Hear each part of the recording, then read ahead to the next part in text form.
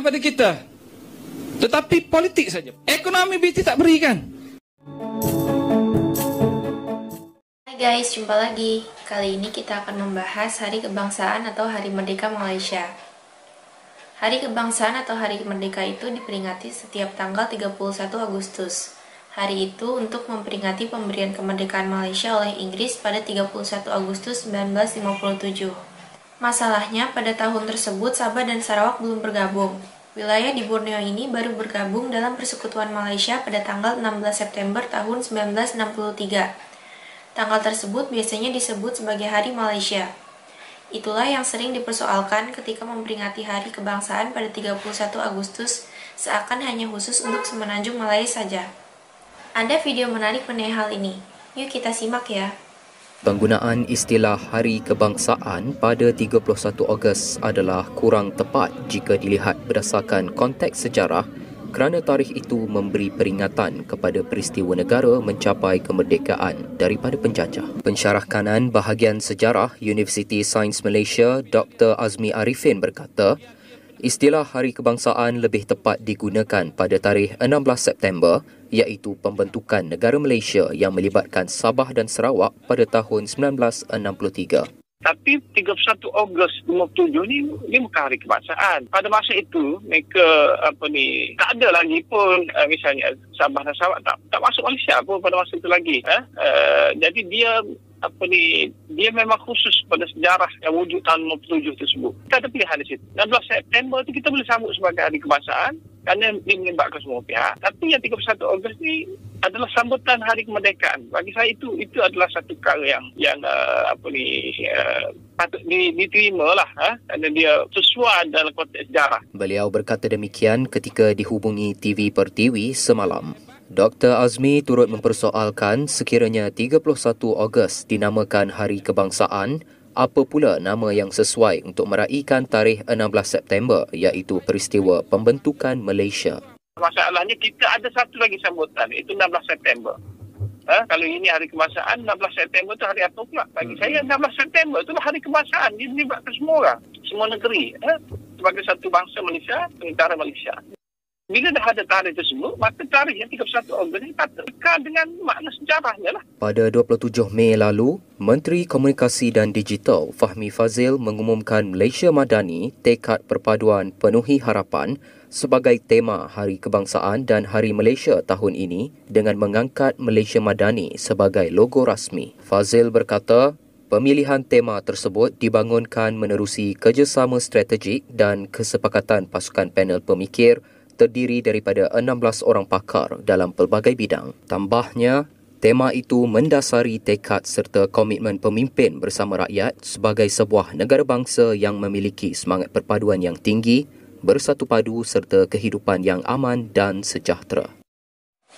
Itulah masalah Hari Kebangsaan Malaysia yang dipersoalkan oleh Dr. Azmi Arifin. Nah, Dr. Azmi juga mengkaji secara mendalam mengenai proses kemerdekaan Malaysia. Ia sering mengkritik narasi berbau kolonial atau British yang masih melekat pada sejarah Malaysia. Dalam sejarah Malaysia, Inggris seolah menjadi pahlawan. Adapun pejuang kemerdekaan murni di Malaysia malah dianggap sebagai musuh negara. Yuk kita lanjut lagi ya. Juga terdapat dalam paparan di muzium. Itu yang saya kata selepas merdeka ni, ada elemen-elemen di muzium, di arsip, yang pada peringkat awal kemerdekaan bahkan sampai kali ini sebahagian besarnya masih lagi mewakili suara dan naratif kolonial tersebut. Saya ambil contoh misalnya paparan di muzium dan di arsip, bila dia memaparkan cerita atau gambaran tentang darurat misalnya. Sebagai satu, dia akan gambarkan darurat ini sebagai usia murni pihak British menangani pengaruh komunis dan gerakan-gerakan anti-British yang dilihat secara negatif. Mereka ini dilihat sebagai kelompok komunis, kelompok radikal, kelompok yang jahat, yang menentang British. Secara tidak langsung, naratif macam ini sebenarnya sesuai dengan naratif kolonial, kehendak British. Dia menggambarkan British ini sebagai hero, sebagai pejuang yang menentang kejahatan-kejahatan. Jadi inilah masalahnya, dia menggambarkan British itu seolah-olah sedang menentang kejahatan, dan pihak yang menentang British itu menjadi pihak yang jahat. Tak kisahlah kita kata ada komunis, tapi ada juga yang bukan komunis pada masa darurat. Dan sasaran British pada masa darurat itu sebenarnya bukan kepada komunis, tetapi kelompok-kelompok nasionalis. Tak ada muncul dalam sejarah kita kelompok nasionalis ini kerana British mahu kita tekankan, kita berfikir bahawa darurat tahun 48 itu telah diisytiharkan untuk menghadapi komunis. Bila baca dokumen-dokumen British, kita dapati tak ada bukti pun British masa mengisytihar darurat untuk mengaitkan segala keganasan itu dengan komunis. Tak ada bukti sampai hari ini. British sendiri mengakui. Perisikan British mengakui, perisikan mereka syarikat mengakui bahawa tak ada bukti pun. Cuma British isytihar darurat, dan masa British isytihar darurat, yang tindakan yang dikenalkan sebenarnya bukan pada komunis saja. Yang mula-mula sekali kena tindakan adalah kelompok-kelompok agama yang anti-komunis. Ditangkap dan tanpa dibicarakan. Kena lihat tahun 1946 sampai 57. Tahun 46 hingga 57 itu adalah proses penjajahan. Bagaimana British cuba untuk mencengkam lagi tanah Melayu dan menggunakan keadaan selepas era perang untuk mengeksploitasi kekayaan di sini. Tahun 57 bila dia berikan kemerdekaan, sebenarnya dia sudah menyempurnakan apa yang dimahukan. Segala kekayaan itu dia perolehi, dia sudah dapat mengimbangi kos-kos perang dan kerugian perang dan sebagainya. Dia eksploitasi sepenuhnya. Orang Melayu dalam proses nak mencapai kemerdekaan, British letakkan macam-macam syarat.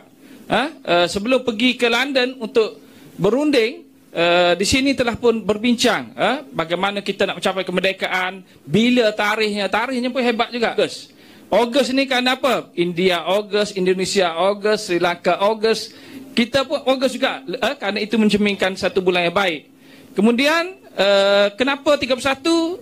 Kerana tarikhnya janggal. Kemudian pergi ke London daripada Januari lagi prosesnya panjang juga, berapa minggu, 3 minggu macam tu berunding. Di sinilah masalahnya. Kerana British ini walaupun dia nak lepaskan tanah Melayu, nak beri kemerdekaan, dia ada syaratnya juga. Penjajah ni dia nak berikan kita kemerdekaan, hak kita, dia letakkan syarat dalam perjanjian London. Dan saya ingat inilah yang menyebabkan minta maaf lah saya sebut kan, sejarah ni terpaksa sebut juga. Kemerdekaan kita tahun 1957 dia tidaklah begitu sempurna sangat. Dia separa. Kenapa? Dalam perjanjian London tersebut, British letakkan banyak syarat. Saya sebut yang tertentu saja selain daripada perlembagaan, hak raja dan sebagainya. British beri kemerdekaan pada kita, tetapi politik saja, pentadbiran saja. Itu pun tidak lengkap. Ekonomi British tak berikan. Kita belajar kemerdekaan ni, kita dah dapat kemerdekaan kan. Kemerdekaan kita sebenarnya pun satu proses yang berlanjutan sampai tahun 80-an. Zaman Tun Mahathir barulah dia lengkap. Apabila Tun Mahathir milik negara kan, syarikat-syarikat. Masa kita merdeka tahun 57, British tak berikan ekonomi. Penjajahan British di sini sebenarnya puncanya adalah ekonomi.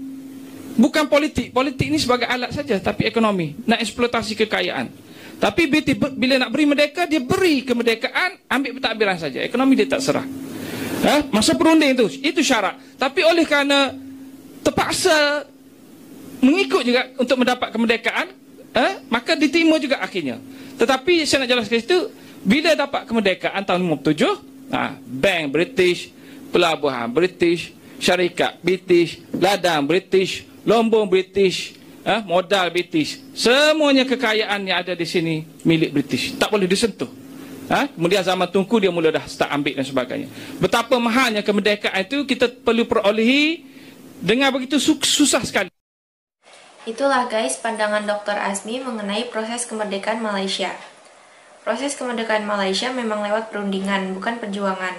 Selain itu, narasi sejarah di Malaysia tampaknya banyak yang harus direvisi, sebab sebagian teks sejarah Malaysia masih merujuk pada penjajah. Terima kasih sudah menonton sajian kami, sampai jumpa lagi.